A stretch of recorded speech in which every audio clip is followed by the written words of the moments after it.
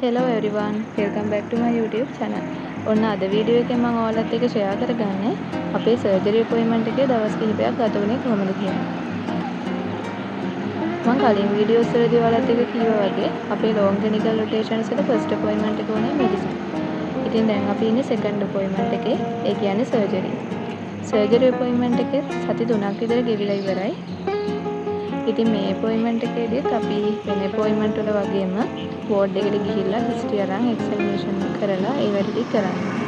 ඊට අමතරව තියට යන්න, ඒ වගේම සර්ජරි ක්ලිනික් එකට යන්න, ඒ වගේ අමතර වැඩ ටිකකුත් තියෙනවා.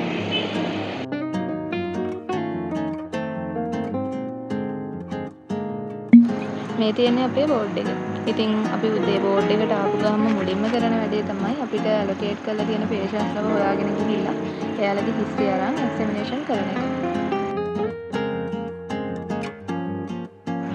අපිට මේ අපොයින්ට්මන්ට් එකේදී සබ් ස්පෙෂැලිටිස් වලට අදාළව ක්ලාසස් සීරීස් එකකුත් යනවා. ඒ කියන්නේ අපේ මේන් සබ්ජෙක්ට් එක වෙන්නේ ජෙනරල් සර්ජරිනේ. එතකොට ජෙනරල් සර්ජරි අඩේ තියෙන GU surgery, GI surgery, onco surgery වගේ සබ් ස්පෙෂැලිටිස් වලින් තමයි මේ ක්ලාසස් ගන්න. මේවත් අපේ ෆයිනල් එක්සෑම් එකේදී ඇසෙස් වෙන හින්දා ඒ වගේ උගන්වන දේවලුත් ගොඩක් වැදගත් වෙනවා. අද ක්ලාස් එකේදී අපිට ඉගෙනන්නේ colorectal malignancies කියන කන්ඩිෂන් එක ගැන. ඒ කියන්නේ අපේ මහාන්තර ආශ්‍රිතව ඇති වෙන්න පුළුවන් පිළිකා තත්ත්ව මොනවද? ඒ පිළිකා තත්ත්ව වලට කරන ඉන්වෙස්ටිගේෂන්ස්, ඊට පස්සේ ඒවට අපි කරන ප්‍රතිකාර මොනවද? ඒවා තමයි අද ක්ලාස් එකේ ඉගෙනන්නේ. කැෂුවල්ටි දවස්වලට අපි හවස වෝඩ් එකේ ඉඳලා රැට ඇඩ්මිට් වෙන පේෂන්ට්ලගේ හිස්ටරි ගන්න ඕනේ. ඉතින් අදත් කැෂුවල්ටි දවසක්. ඒ නිසා අපි වෝඩ් එකට ගිහිල්ලා ඇඩ්මිට් වෙලා ඉන්න පේෂන්ට්ලව ඇලොකේට් කරගෙන හිස්ටරි ගන්න, එක්සැමිනේෂන් කරන ඒ වැඩ ටික පටන් ගත්තා.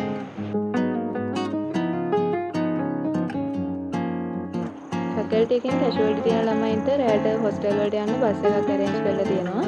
ඉතින් ඒ බස් එකේ තමයි අපි මේ කැෂුවල්ටි වල වෙලා හොස්ටල් යන්නේ.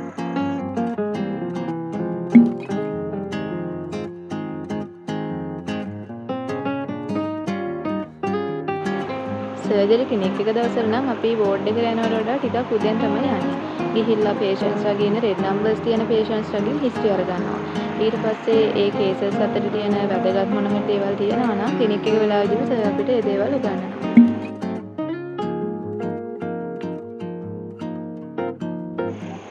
අද හවස අපිට ක්ලාස් එකේ තියෙන ජෙනිටෝ යුරිනරි සර්ජරි වලින්. ඒ නිසා අපි යුරොලොජි වෝඩ් එකට ගිහිල්ලා හිස්ටරිස් අරගෙන ඒ හිස්ටරිස් රෙඩි කරගෙන තමයි ක්ලාස් එකට යන්නේ. I've seen a lot of change, been through a lot of pain. Some things are not the same as they were a year ago, but all will be okay. I move on each and every day.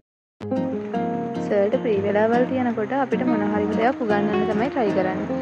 ඉතින් අදත් අපිට class එකක් ගන්නවා. ඒ class එක තියෙන්නේ per-rectal bleeding කියන topic එකේ.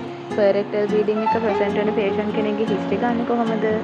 ඒකට related විදිහට examination කරන්නේ කොහොමද කියන එක අද ක්ලාස් එකේදී ගන්නවා. මේ තියෙන්නේ blood investigations වලට sample දෙවන tube. ඉතින් මේ tube වල තියෙන color එක අනුව තමයි අපි තීරණය කරන්නේ මොන tube එකේද මේ sample එක යවන්න ඕනේ කියලා.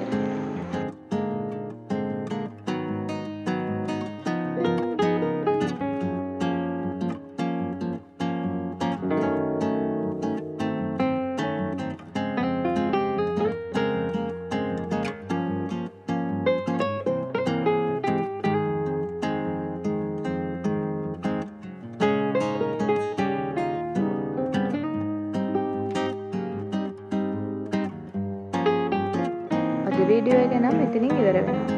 වීඩියෝ එක ඉවර වෙනකල් බලුවට ගොඩක් ස්තුතියි.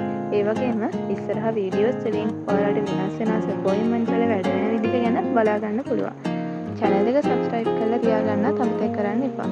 තවත් වීඩියෝ එකකින් එනකල් පරිස්සමෙන් ඉන්න.